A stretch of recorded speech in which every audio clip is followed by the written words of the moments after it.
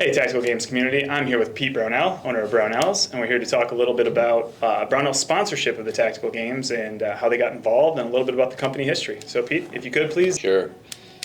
Well, Tactical Games and the athletes have been to kind of exemplify who our customer is and who we try to aspire to and encourage people to get off the couch, get outdoors, and exercise both your right to have adventure and your right to exercise your Second Amendment. So, I mean, Tactical Games kind of puts all that together in kind of a fun, challenging way.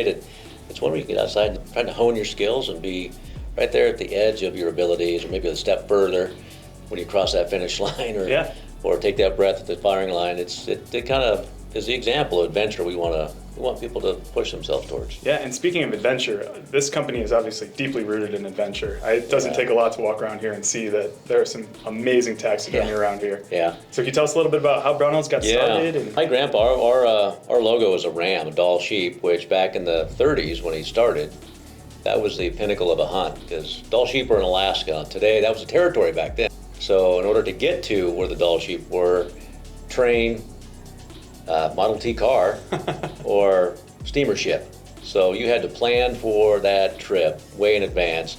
Your stuff had to work the first time. You get one shot at an animal like that, and it's usually 300-400 yard shot. And you got to stand in and almost see where they bed. You got to find them in the glacier somewhere in a snowfield, get into a good spot, usually upwind and above them, and sleep there that night. So it was a pinnacle of adventure for the hunting world, which a lot of people were hunting back, and a lot more were hunting back then. Sure. That was a symbol of precision and of commitment, was the Dall sheep. So that became our logo. And from then on, it was everything had to work.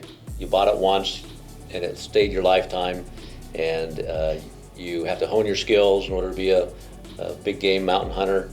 And it just kind of became part of our culture, kind of ingrained in what we do and how we do things. And but frankly, when it comes down to our promise to our customers, in today a throwaway world, we want our stuff to be there for a long time, for your whole career.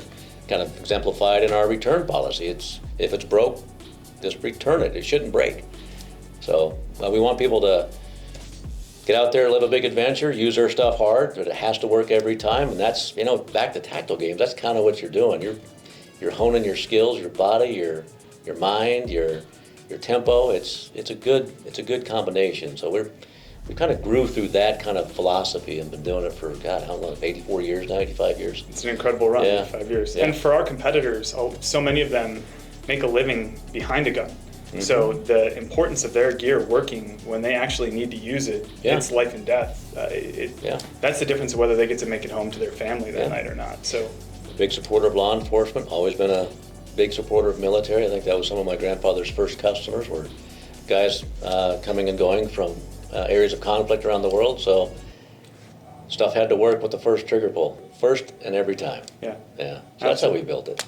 Yeah. So what's your favorite hunt or your favorite adventure that you've been on?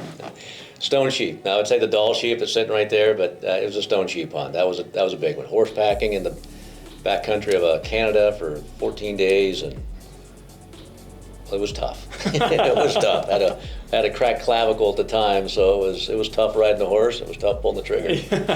Yeah. Now, so we're in Grinnell, Iowa, which is a relatively small town. Yeah. Kind of, we're about an hour outside of Des Moines. Yeah. I have to imagine that Brownells is one of the largest employers in this area. We're one of the prominent ones. We've got Grinnell College here. Yep. Which is a good mix of America and the world, frankly, kind of right in this small town of about 10,000. So we do have a big commitment to our community, just like Grinnell does, Grinnell College does, and the hospital does. It's here. And it's a good mixing pot, really.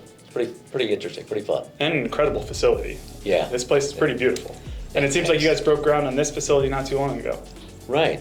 We were down in a small town where we were 8 generations in Montezuma, Iowa. We still have a facility there, and it's grown to where we've got a warehouse down in Montezuma, but just moving to 10 miles near Interstate 80 made a significant difference on just awareness. Stop in traffic, got a retail store right here, so please stop in and see what we've got, and it's backed by a 250,000 square foot warehouse. Sure. Yeah. And as far as your staff goes, I mean, we've had some incredible experiences with a lot of your members of your staff. Like Good. Roy, who hopefully you guys, if you've come around, you've been around tactical games long enough, you'll get to meet. He seems to be the historian. So he does a pretty good job of keeping track of everything that happens around here, which is pretty awesome. Yeah, he's got a memory for it. We play a game called Stump Roy. See if you can stump him. So we challenge you to throw in an idea, throw in a question, see if Roy can get it. He usually can. Don't do it over drinks.